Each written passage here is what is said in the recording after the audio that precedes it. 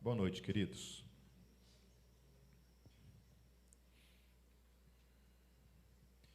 Abram suas Bíblias na carta de Paulo aos Gálatas, no capítulo 1. O título dessa pregação é O Evangelho da Graça. Vamos orar, queridos. Feche seus olhos.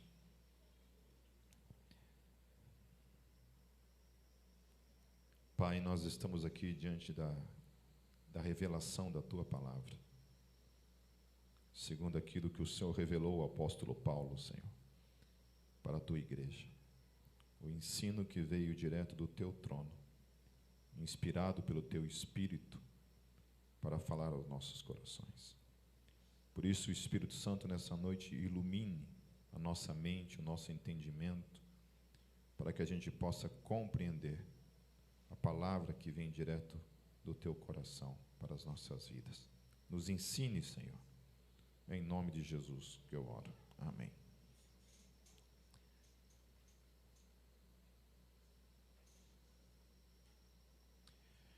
Vamos lá, queridos. Vou lendo versículo por versículo e vamos comentando acerca dessa carta. Amém? Todos já abriram suas Bíblias aí em Gálatas capítulo 1. Diz assim: Paulo, apóstolo enviado não da parte de homens, nem por meio de pessoa alguma, mas por Jesus Cristo e por Deus Pai, que o ressuscitou dos mortos, e todos os irmãos que estão comigo, as igrejas da Galácia. A vocês, graça e paz da parte de Deus, nosso Pai, e do Senhor Jesus Cristo. A primeira coisa que nós precisamos entender acerca da carta de Paulo aos Gálatas é que, para mim, essa carta é a carta necessária para que todo cristão compreenda de fato o que é a graça de Deus. Precisa conhecer essa carta, precisa ler essa carta, precisa entender essa carta, o conteúdo dessa carta e aquilo que Paulo recebe da parte de Deus como revelação acerca desse assunto, que é o assunto primordial para as nossas vidas, que é a questão da graça. Uma das coisas que eu percebo depois de tantos anos caminhando na fé é que parece que a graça é a última coisa que a gente compreende de fato na fé cristã. A gente compreende coisas como Cristo morreu por nossas vidas, mas a gente consegue entender isso e não compreender de fato o que é caminhar na graça, o que é encarnar a graça na vida e viver com essa graça todos os dias, né? A gente comete erros, a gente falha, e muitas vezes a gente pensa que em algum momento houve algum tipo de mudança nesse ensino para com a minha vida e a tua vida.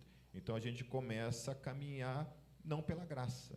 A gente foi salvo e alguma coisa acontece nesse caminho em que a gente se perde nisso, e muita gente morre na fé, caminhando com Cristo, sem nunca ter compreendido de fato o que é a graça de Deus, né? E sem nenhum tipo de preconceito, isso que eu estou falando agora, mas é diante da realidade daquilo que a gente observa como ensino, especialmente nas igrejas pentecostais. A graça é algo que muita gente vive, talvez a vida inteira, servindo a Deus dentro de uma igreja pentecostal e nunca compreendeu a graça. Por outro lado, nós temos também outras igrejas e denominações que compreendem a graça, mas daí usufruem da graça de modo absolutamente distorcido, né? E acham que a graça é algum tipo de liberação para o pecado e para sacanagem. Ok? Então, não é isso. Então, a gente precisa entender a graça. Eu já tinha muito tempo de caminhada com Deus, já era cristão, já era convertido, já caminhava com Cristo, já servia o reino, já discipulava, já evangelizava, já tocava no louvor, mas eu só vim compreender aí, essa questão da graça depois de muitos anos. E uma vez eu fui pregar numa igreja que tinha umas 1000 pessoas, assim, jovens, e eu fui convidado e eu fui lá e preguei sobre a graça. No que terminei de pregar sobre a graça, fez uma fila de umas 100 pessoas que vieram falar para mim que nunca tinham ouvido falar a respeito daquilo. né? Então, o que eu estou falando não é algo que eu estou inventando aqui agora, né? Eu estou falando daquilo que a gente sabe, daquilo que a gente vê, daquilo que a gente experimenta aí nessa caminhada, né? Que a graça é uma coisa que muitas vezes as pessoas estão na fé e nunca compreendem, ok? Então, Paulo, ele inicia a sua carta e ele precisa deixar claro, porque o que Paulo enfrentava naquele momento ali era um tipo de confronto para com a sua autoridade de pessoas que não reconheciam o seu apostolado, não reconheciam que Paulo falava da parte de Deus. Pensava-se que Paulo falava uma coisa absolutamente contrária, inclusive ao judaísmo, né? Então, muitos cristãos convertidos, muitos judeus convertidos à fé cristã, perseguiam Paulo por causa disso, né? Entendiam que Paulo era, de alguma forma, um inimigo, e tentavam, de alguma forma, propagar um outro tipo de ensino que não era o ensino de Jesus Cristo, de alguma forma, ok? Vai ter tradução simultânea aí, eu acho que vocês têm que ficar muito focados em mim hoje aí, beleza? Então, Paulo, ele começa, por que ele começa dizendo, então? Paulo, apóstolo enviado não da parte de homens, nem por meio de pessoa alguma, mas por Jesus Cristo e por Deus Pai, que ressuscitou dos mortos. Então, Paulo precisa deixar claro isso. Olha, eu sou enviado não por mim mesmo, não é da minha vontade. Eu estou falando para vocês, a minha autoridade não vem de nenhum homem, não vem de mim mesmo. Eu não trouxe essa autoridade por mim mesmo. Não fui eu que levantei as mãos, olha, eu sou uma autoridade, porque eu quero ser essa autoridade, ponto final, e vocês vão ter que me engolir, ponto final.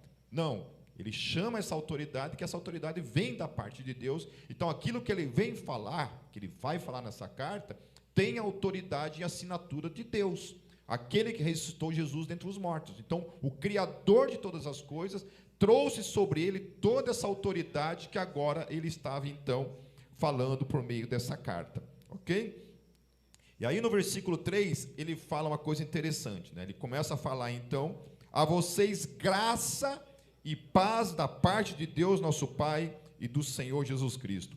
E essa palavra, caris, no grego, ela tem alguns significados que são bem interessantes.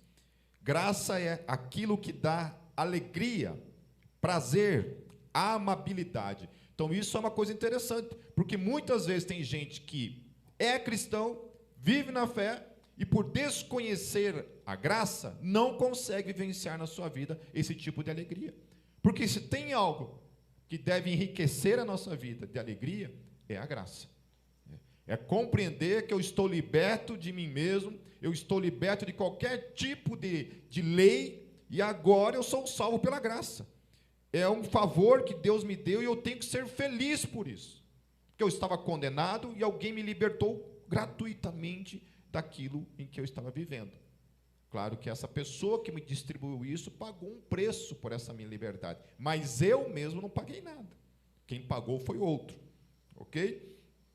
Também fala que graça é o favor da bondade misericordiosa pela qual Deus, exercendo sua santa influência sobre as almas, volta-as para Cristo, guardando, fortalecendo, fazendo com que cresçam na fé cristã, conhecimento, afeição, e desperta-as ao exercício das virtudes cristãs. Olha que coisa interessante. Então, graça não é somente salvífica, graça também é a capacitação para que eu e você vivamos a fé cristã.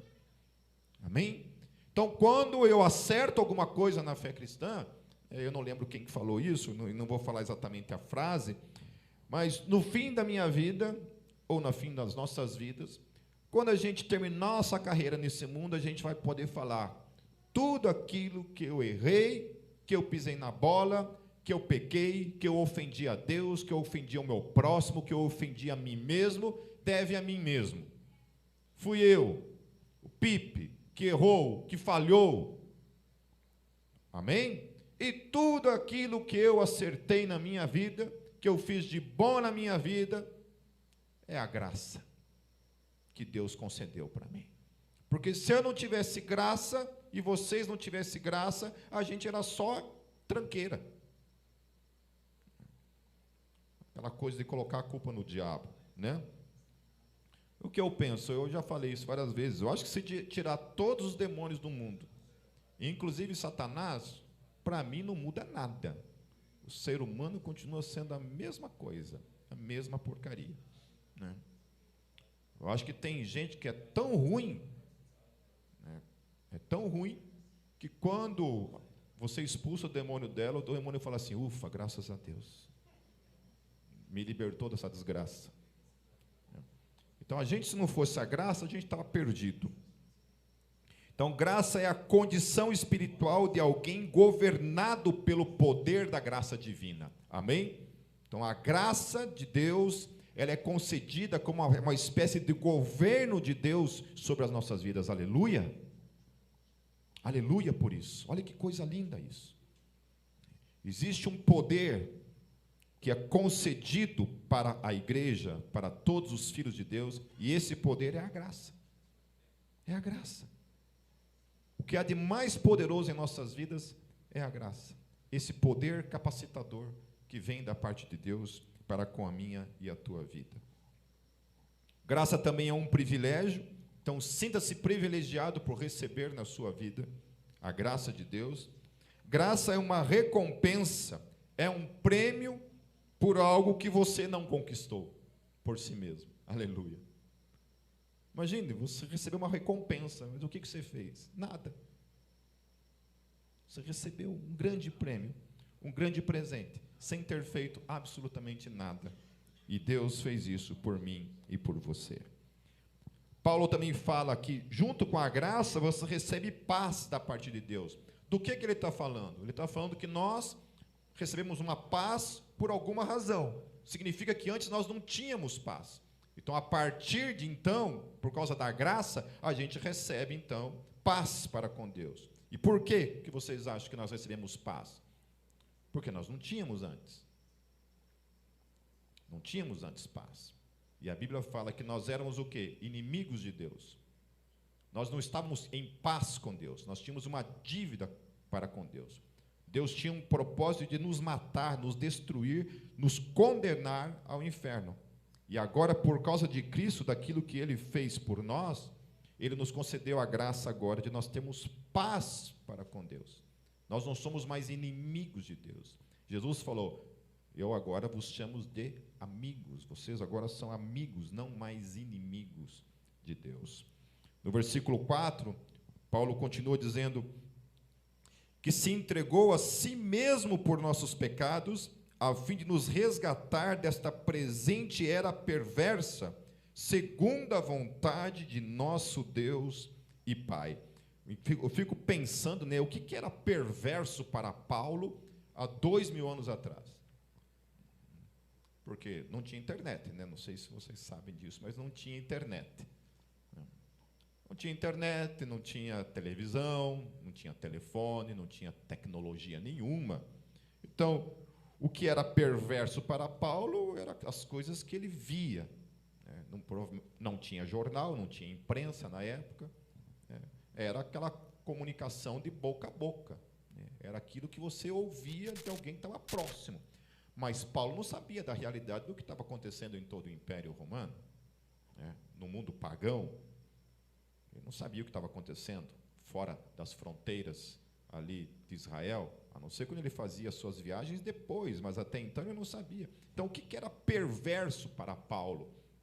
Daí eu fico pensando, imaginando Paulo hoje, com a internet, tendo acesso a tudo que ele tem e que nós temos todos os dias. Se para Paulo aquele momento que ele estava vivendo era perverso, eu fico imaginando hoje. Paulo olhando o mundo todo e vendo pela televisão, pelas redes sociais, para onde ele estava, né? Qualquer lugar que você olha é só desgraça, né, cara? Só desgraça. Eu, particularmente, não assisto jornal há muitos anos. Eu acho que a gente tem que tomar muito cuidado quando a gente alimenta a nossa mente só com desgraça. E, para mim, jornal é só desgraça. Uma outra coisa que eu, graças a Deus, me libertei também foi de política, que também é só desgraça, né? E E é isso. Então, para Paulo, ele olha para aquilo ali, para aquilo ali que ele olha, ele vê que o mundo é perverso, e que Deus nos libertou desse mundo perverso. Amém? E que nós temos que nos alegrar por causa disso. Aí no versículo 5 ele fala: a quem seja a glória para o todo sempre. Amém. Então, tudo isso tem um propósito: glorificar a Deus.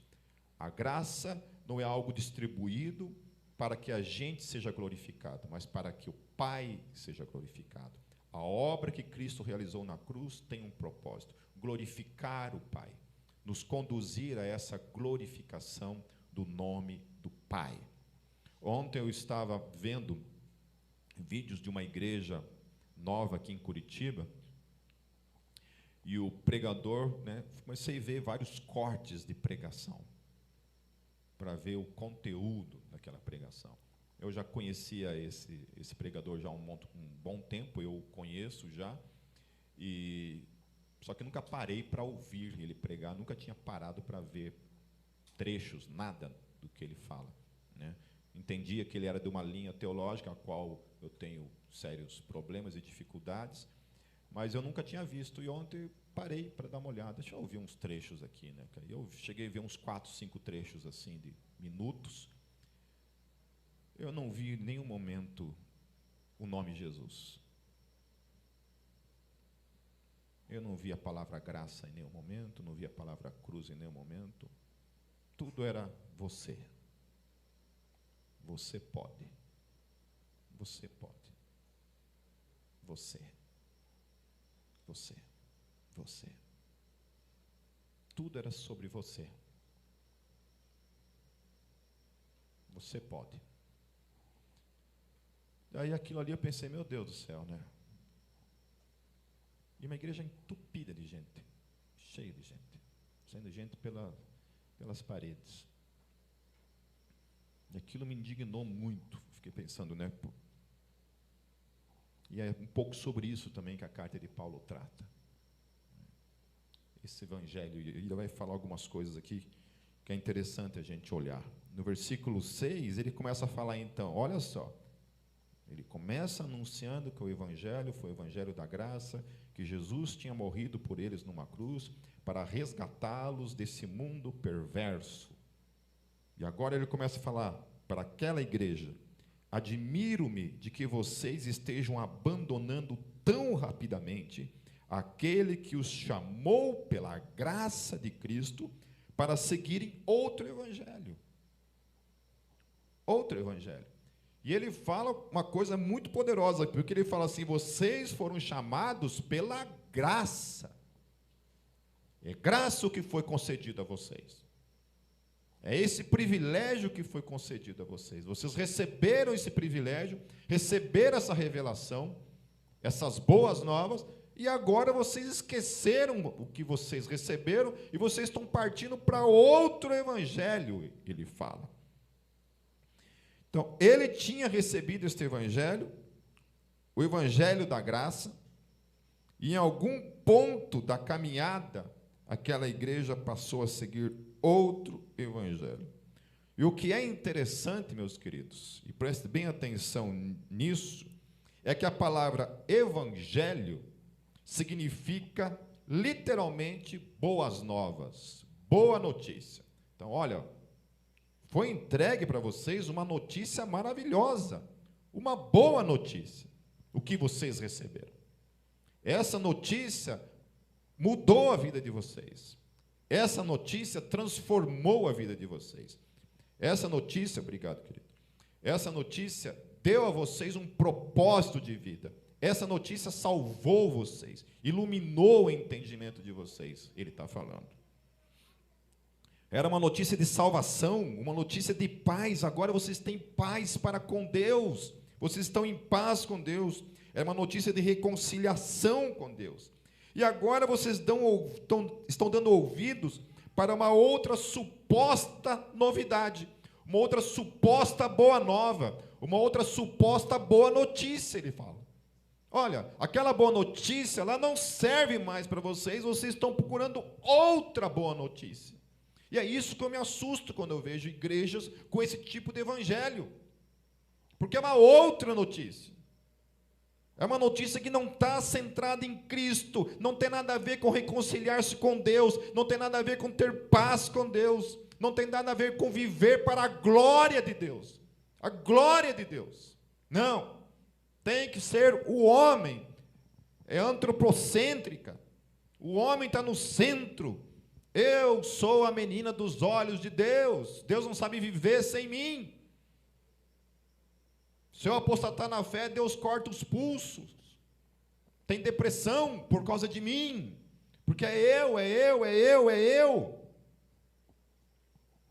Ou não é? Eu estou enganado. Ou é pela força do homem, ou é voltado para o homem.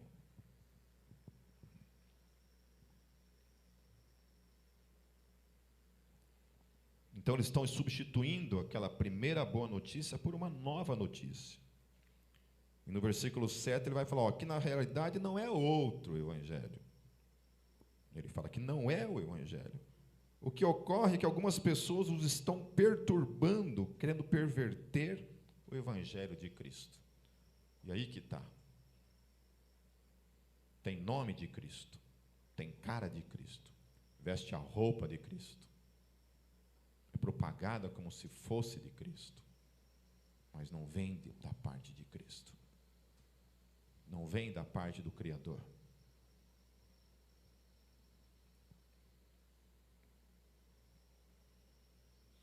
Paulo então explica para eles que se eles estavam pensando que era algo claro, daí um pouco da minha compreensão da ignorância dessas pessoas vem disso.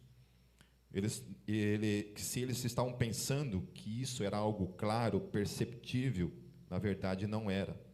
Na verdade, ele foi inserido no verdadeiro evangelho de modo sutil, sem que eles tivessem percebido. Por isso ele precisa escrever e dizer, olha, vocês não estão percebendo o que está acontecendo. E eu acredito mesmo que as pessoas podem passar a vida inteira dentro de uma igreja sendo enganadas, sem nunca perceberem. Por isso que aqueles que caminham comigo tantos anos sabem daquilo que eu sempre falo. Não vão por aquilo que eu falo. Estudem as Escrituras. Leiam as Escrituras. Confiram as Escrituras. Se aquilo que eu falo ou deixo de falar é segundo as Escrituras. Não seja manipulável. Estude as Escrituras. Faça um seminário teológico. Se não tem dinheiro para pagar presencial, faça por correspondência. Se não tem como fazer integral, faça por matérias. Se não tem como pagar nem assim, compre livros, leia. Se não tem como comprar livros, então, sei lá, tem canais de aulas, né? Claro que você toma cuidado com aquilo que você também vai lá, porque senão, né, tudo que eu estou falando aqui, né, dá com o barco afunda. Eu vejo assim, quando eu abro as minhas caixas de perguntas lá no Instagram, eu fico pensando, né, quanta curiosidade, né, quantas coisas que o pessoal quer realmente entender e compreender. A fome de muita gente, né, mas muita gente não está interessado em conhecer as Escrituras, né? Está preocupado realmente somente naquilo que vai tratar aqui, ó, né? O eu, o meu eu. Mas daí Paulo dá um decreto aqui bem antipoliticamente correto. Ele fala assim, ainda que nós, ou seja, os apóstolos, ou um anjo do céu, no meu caso, pregue um evangelho diferente daquele que lhes pregamos, que seja amaldiçoado. E aqui a palavra vai ser anátema. E essa palavra anátema, no grego, é anátema mesmo. Como já dissemos, agora repito, se alguém lhes anuncia um evangelho diferente daquele que já receberam, que seja amaldiçoado, ou seja, anátema. E aí eu fui olhar essa palavra anátema, né? Qual o significado dessa palavra? Ela significa também amaldiçoado, uma pessoa amaldiçoada, isso seria um anátema, né? É uma pessoa amaldiçoada. E olha só a questão do que implica o perigo de você pregar um evangelho que não é o evangelho bíblico. O que essa pessoa traz sobre si quando ela anuncia num púlpito, ela ensina na igreja sobre um evangelho que não é o evangelho de Cristo, como se fosse o evangelho de Cristo? O que ela está trazendo sobre ela? Maldição. Maldição.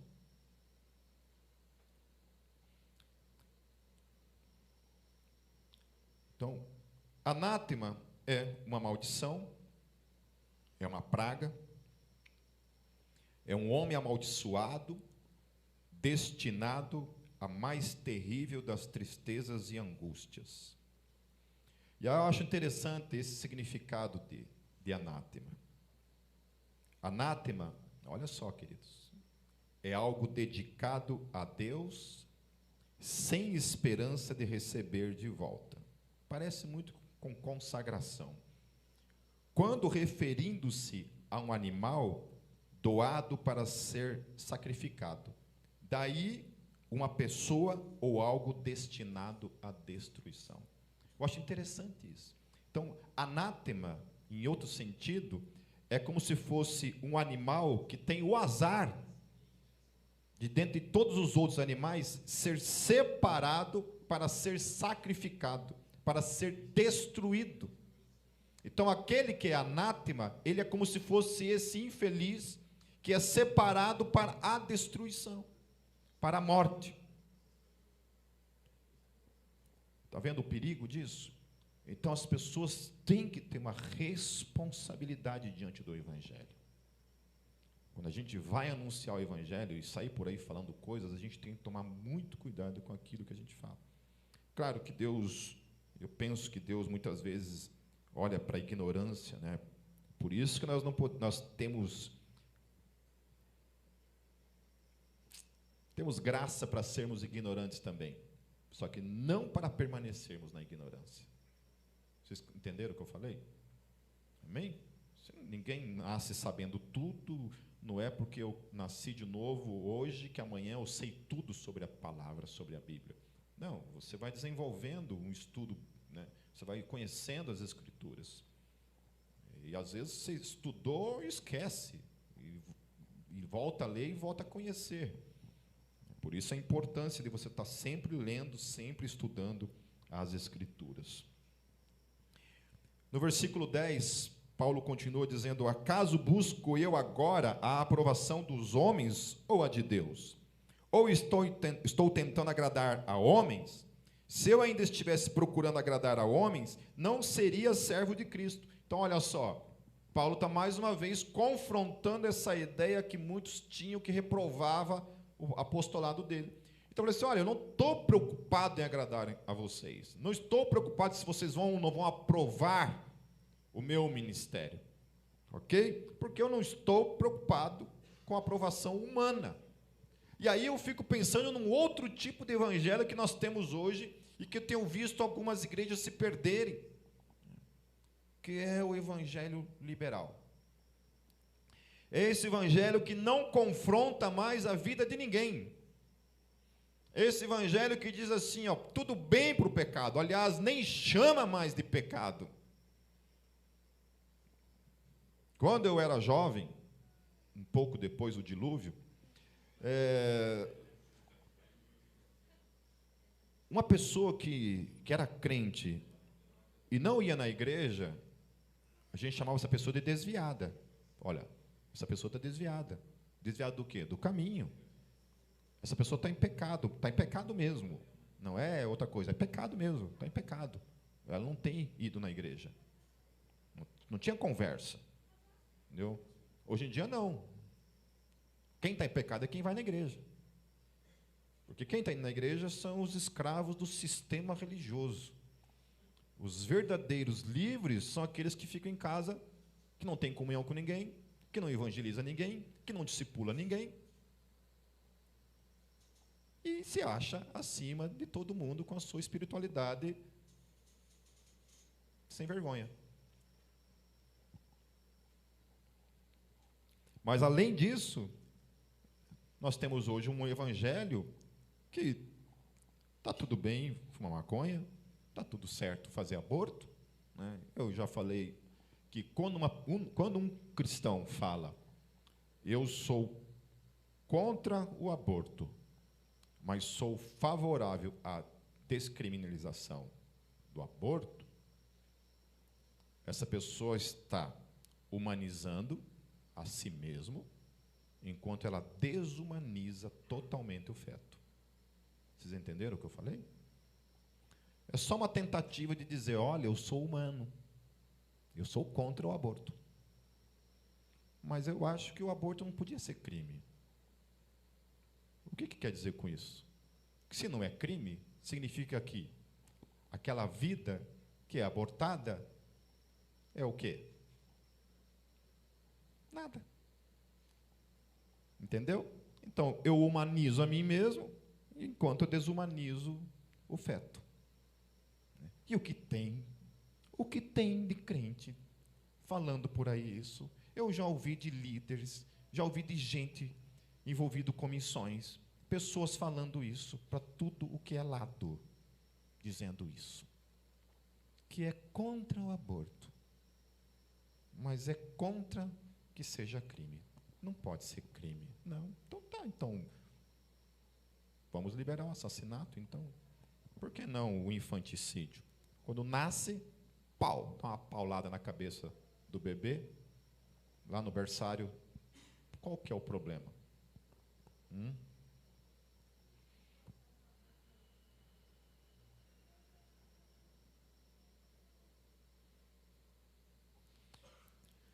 Então, há um problema hoje em relação ao anúncio do Evangelho.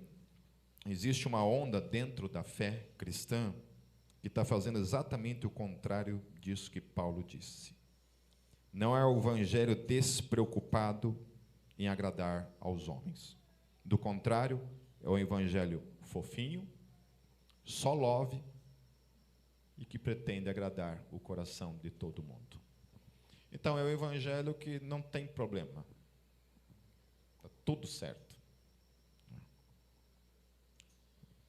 Quando o No Longer Music veio o ano passado para o Brasil, teve toda aquela questão lá que chamaram algumas bandas seculares para abrir o evento, e o No Longer Music é assim, todo show tem a pregação do Evangelho.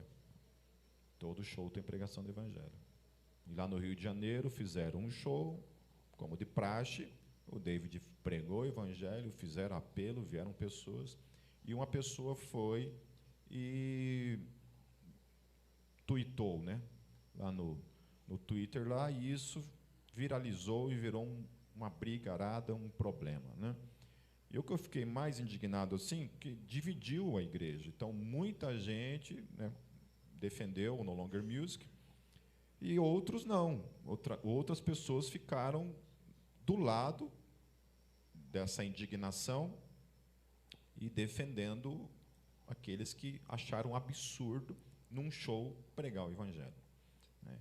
E eu faço parte de vários grupos de metaleiros, roqueiros, white metals do Brasil, e eu estava dentro de um grupo lá que os caras estavam concordando. Não, é isso mesmo. Show é show. Não tem que pregar o Evangelho. Não tem. Tem que ir lá tocar e ir para casa. Falando esse tipo de coisa. Falando que realmente que você tem que avisar as pessoas, você tem que preparar as pessoas. Você não pode chegar assim, do nada, assim, sei lá, o Desertor está tocando um show lá e eu tenho que comunicar no cartaz. Olha, né, tem as bandas de abertura, show, Desertor, com pregação do Pipe. Tem que colocar no cartaz, né? Tá o horário e o que eu vou falar. Senão, não pode.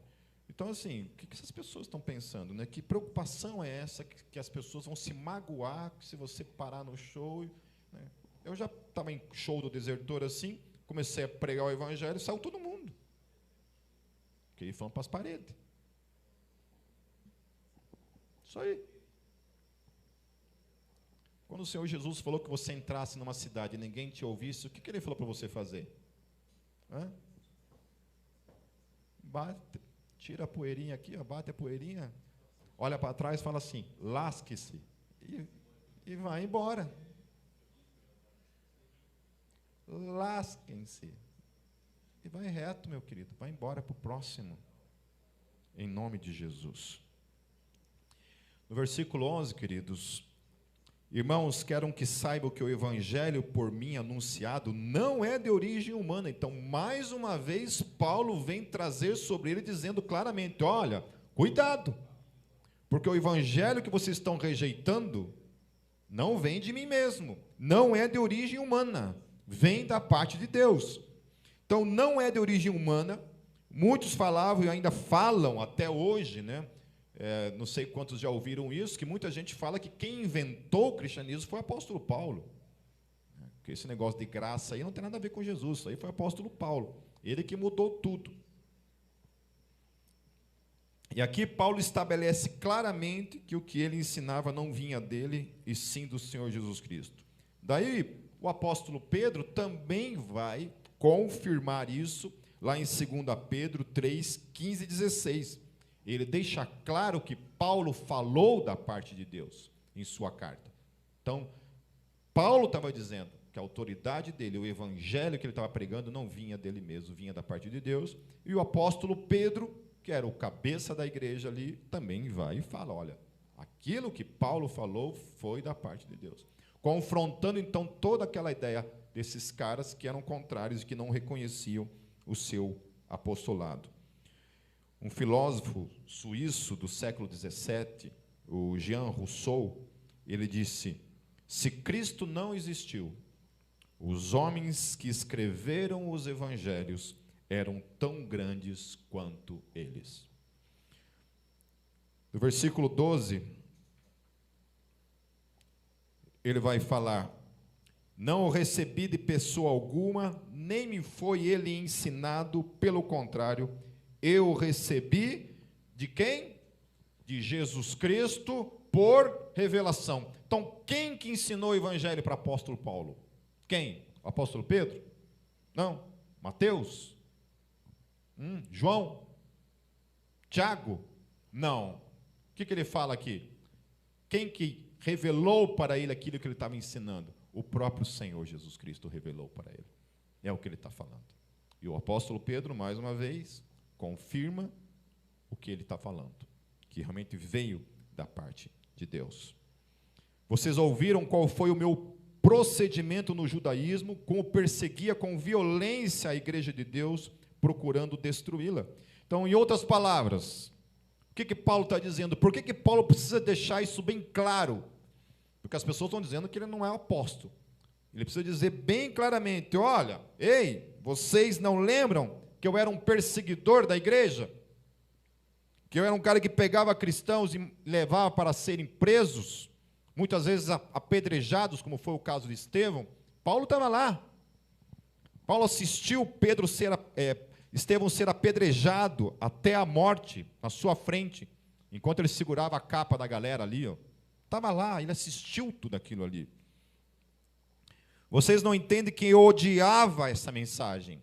Paulo era perseguidor do evangelho, ele odiava aquele evangelho era contrário ao judaísmo, a tudo aquilo que ele propagava, aquilo que ele defendia. Então ele fala, em outras palavras: você acha mesmo que eu inventaria isso para a minha vida? Vocês acham que eu sou um louco? Que eu ia me declarar um cristão? Que eu ia propagar um tipo de mensagem vinda da parte de Deus, que é contrário àquilo que eu antes perseguia? Por qual razão? Então, esse também é um desafio para o cético, explicar a conversão do apóstolo Paulo. Vocês sabiam disso? Que uma das evidências da veracidade da fé cristã é a conversão do apóstolo Paulo? Porque era um fariseu perseguidor da fé cristã.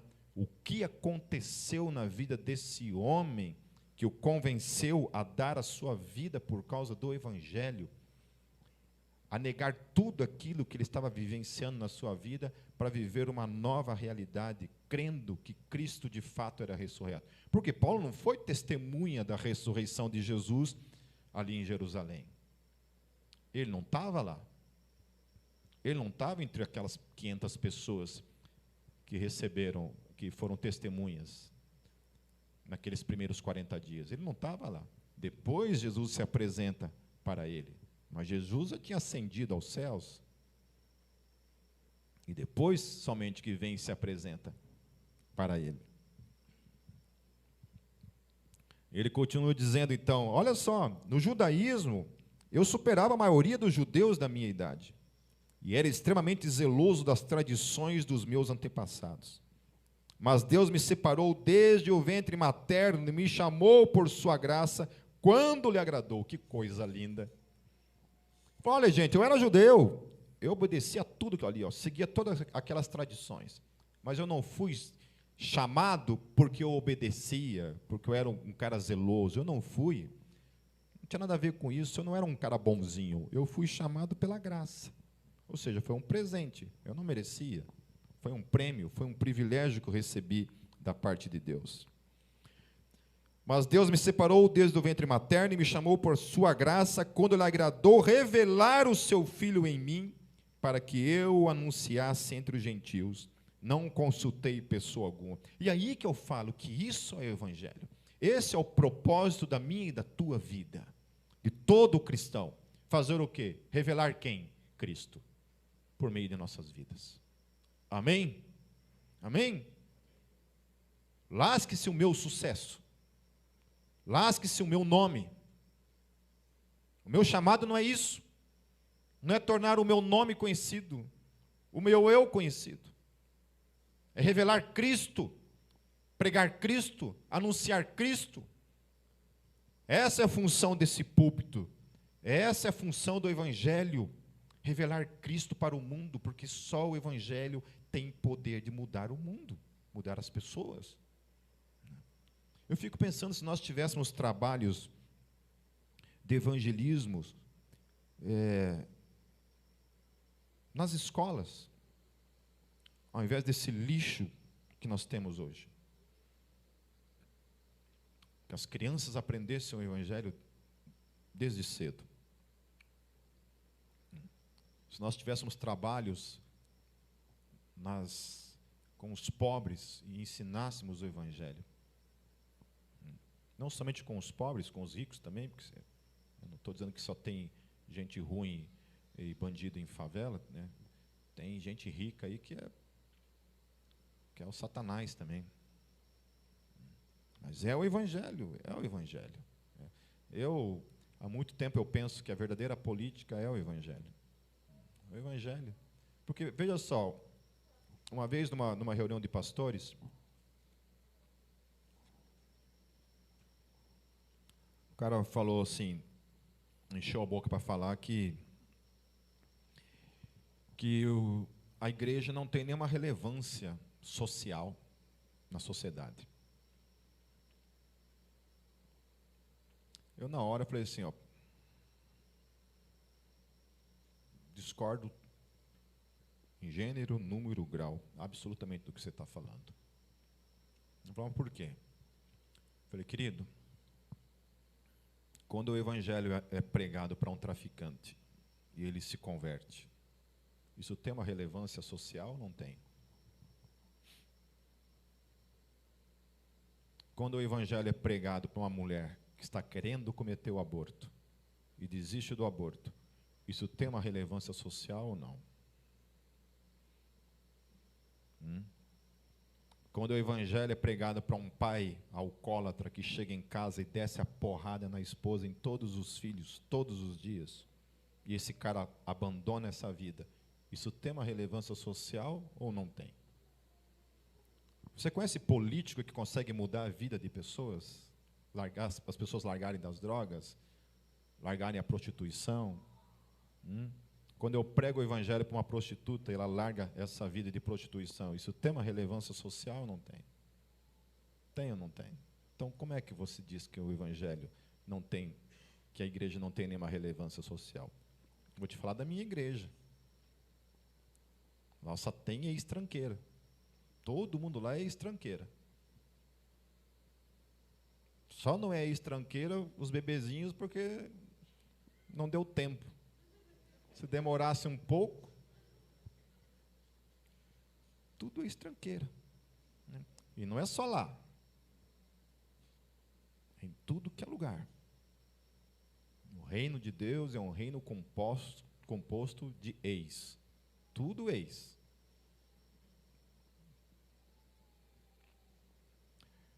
Um amigo, a filha dele deve ter uns 25 anos, mais ou menos. Ela teve do nada, ela teve uma paralisia, praticamente, e ficou num estado de coma. E, inclusive, depois que ela acordou do coma, ela perdeu visão, voz, tudo assim. E ficou 10 dias nesse estado, e os médicos não sabiam o que ela tinha. Ninguém sabia dizer o que ela tinha. E um pastor de uma igreja quadrangular, fazendo visita, passando pelos quartos, orando pelas pessoas, pediu para orar por ela. Falei, olha, posso orar por ela? Pode orar. Explicaram para ela o que tinha acontecido, e ele orou por ela e falou assim, olha, a partir de hoje, todos os dias eu vou vir aqui orar por ela, beleza? Beleza. No dia em que ele orou, ele saiu de lá, ela estava em coma, ela abriu os olhos. E todos os dias ela foi melhorando, e hoje está bem, curada, saiu do hospital. Então, assim, como que o evangelho não tem nenhuma relevância social? Eu estou falando só da pregação do evangelho, sem falar as escolas que as igrejas têm. São milhares e milhares de escolas, de orfanatos, de creches, de hospitais, de asilos, de centros de recuperações para drogados, leprosário, por aí vai. Então, como que a igreja não tem nenhuma relevância social? Então, tira tudo isso para ver o que sobra. Então, a fé cristã, sem sombra de dúvida, e a igreja é um dos agentes mais necessários para que as pessoas tenham uma vida melhor. Amém, queridos? Queridos, eu vou só terminar a leitura do capítulo. Qualquer coisa a gente continua domingo que vem. Então, tampouco subi a Jerusalém para ver os que já eram apóstolos antes de mim, mas de imediato parti para a Arábia e tornei a voltar a Damasco. Depois de 3 anos, subi a Jerusalém para conhecer Pedro pessoalmente e estive com ele 15 dias. Não vi nenhum dos apóstolos, a não ser Tiago, irmão do Senhor. Quanto ao que lhes escrevo, afirmo diante de Deus que não minto. A seguir, fui para as regiões da Síria e da Cilícia. Eu não era pessoalmente conhecido pelas igrejas da Judeia que estão em Cristo. Apenas ouviam dizer, aquele que antes nos perseguia, agora está anunciando a fé que outrora procurava destruir. Aleluia. E glorificavam a Deus por minha causa. Amém. Porque conheceu o Evangelho, e o Evangelho libertou um homem que era perseguidor, transformando ele no maior apóstolo de toda a história, o apóstolo Paulo. Que depois de Jesus é o segundo cara que eu quero dar um abraço lá no céu. Vocês podem no final da fila. Mas o apóstolo Paulo é o primeiro. Enquanto o pessoal está correndo atrás de Adão, para dar um cacete no Adão, eu vou lá dar um abraço no apóstolo Paulo. Amém, queridos? Amém?